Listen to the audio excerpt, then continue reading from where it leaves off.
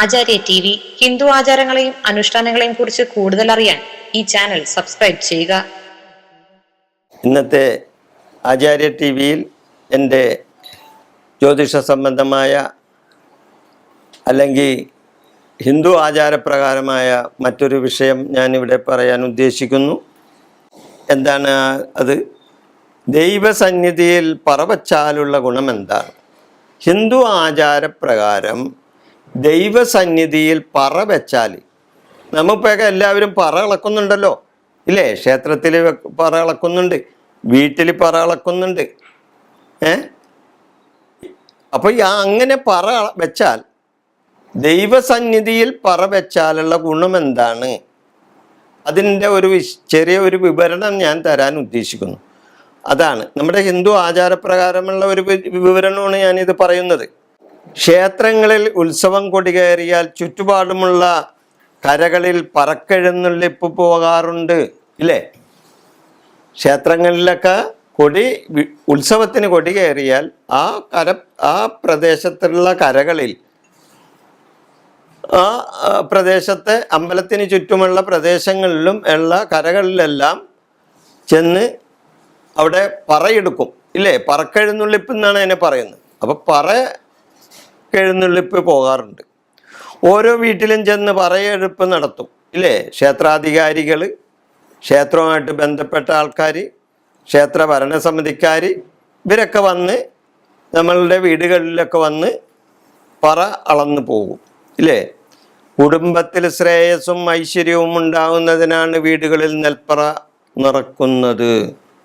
കുടുംബത്തിൽ ശ്രേയസ്സും ഐശ്വര്യവും ഉണ്ടാകുന്നതിന് വേണ്ടിയാണ് ഈ ക്ഷേത്രങ്ങളിൽ നിന്നും വന്ന് ഉത്സവമായിട്ട് ബന്ധപ്പെട്ട്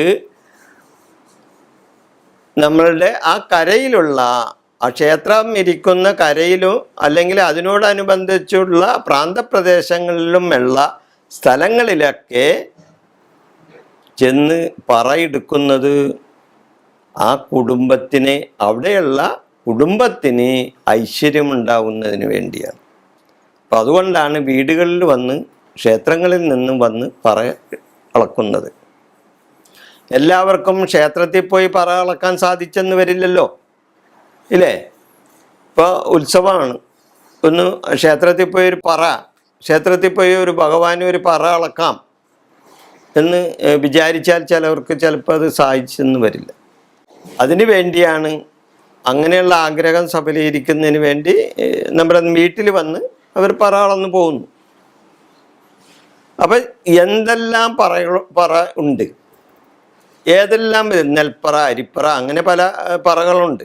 അപ്പം ഏതെല്ലാം പറകൾ എന്തെല്ലാം കാര്യങ്ങൾക്ക് വേണ്ടി ഉപയോഗിക്കാം, അല്ലെങ്കിൽ എന്തെല്ലാം കാര്യത്തിന് വേണ്ടിയാണ് അത് നമ്മൾ അങ്ങനെ ചെയ്യുന്നത്, അതിൻ്റെ പിന്നിലുള്ള അർത്ഥം എന്താണ്, അല്ലെങ്കിൽ അതിൻ്റെ പിന്നിലുള്ള ഐതിഹ്യം എന്താണ്, അത് പലർക്കും അറിയില്ല.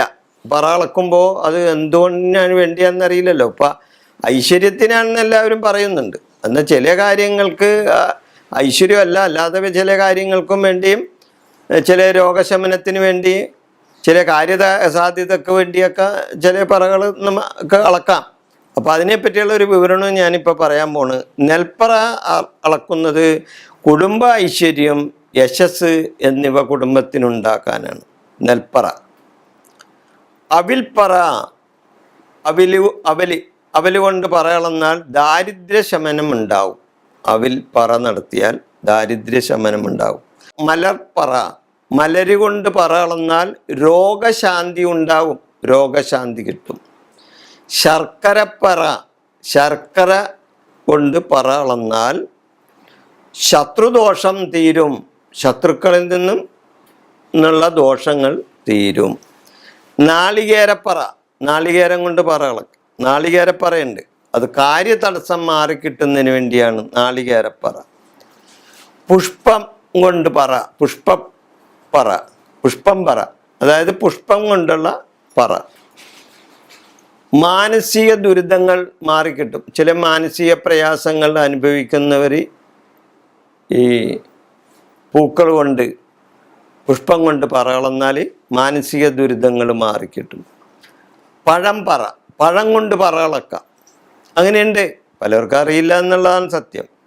പഴം, കാർഷിക അഭിവൃദ്ധിക്ക് വേണ്ടി പഴം കൊണ്ട് പറ അളക്കാം, കാർഷിക അഭിവൃദ്ധി ഉണ്ടാവും. മഞ്ഞൾപ്പറ ഉണ്ട്.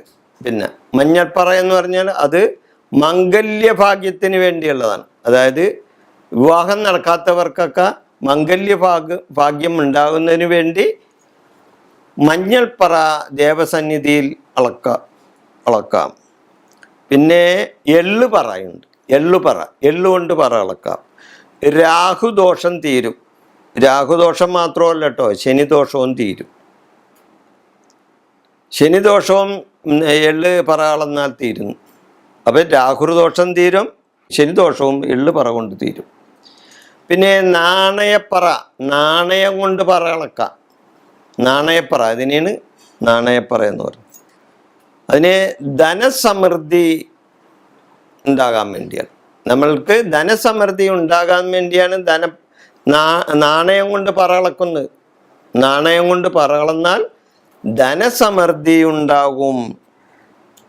ഇനി ഇത് കൂടാതെ ഐമ്പറ എന്ന് പറയുന്ന ഇതുണ്ട്.